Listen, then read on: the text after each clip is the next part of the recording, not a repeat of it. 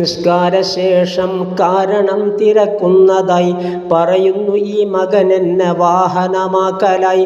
അവൻ്റെ ആഗ്രഹം തീർക്കാതെ ഞാൻ ഉയരുന്നത്, എനിക്കിഷ്ടമില്ലത് കൊണ്ടു തന്നാ നീണ്ടത്.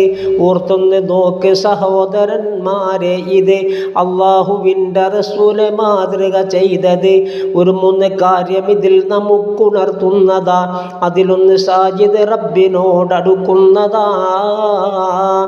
മറ്റൊന്ന് കുട്ടികളിൽ മയം ചെയ്യുന്നതാ, ഉമ്മത്തികൾ പഠിക്കേണ്ടതിന്നും ചെയ്തതാ. സന്താനത്തിൻ്റെ ഇടയിൽ സമത്വം സുന്ന, അത് ചുംബനം തന്നെങ്കിലും ശരി തന്നാ.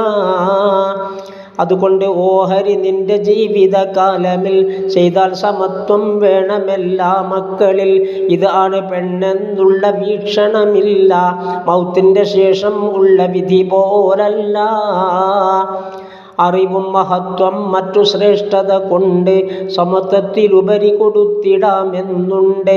അതുപോലെ ശല്യം മറ്റുപദ്രവം കൊണ്ട് കുറക്കുന്നതിൽ അനുവാദവും നിനക്കുണ്ട്. അതുമാത്രമല്ല, നിനക്ക് നല്ലുറപ്പുണ്ട് ദോഷത്തിലെ ചെലവാക്കലുള്ളത് കൊണ്ട്, എന്നാൽ കൊടുക്കൽ തെറ്റു തന്നെന്നുണ്ട്. ഇതുപോലെ തുഹഫത്തുൽ ഇബാദിലുമുണ്ട്.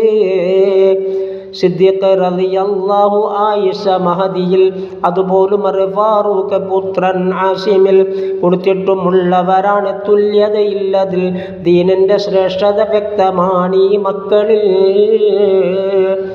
ആവശ്യമുള്ളത് കൊണ്ട് കൂടുതൽ ചെയ്തിടാം, അതുകൊണ്ട് കേസില്ലെന്ന് നിയമമെടുത്തിടാം. നോക്കാം നിനക്കിത് മൻഹജിൽ കാണുന്നതാ, ഹിബത്തിൻ്റെ ബാബിൽ വ്യക്തമായി പറയുന്നതാ.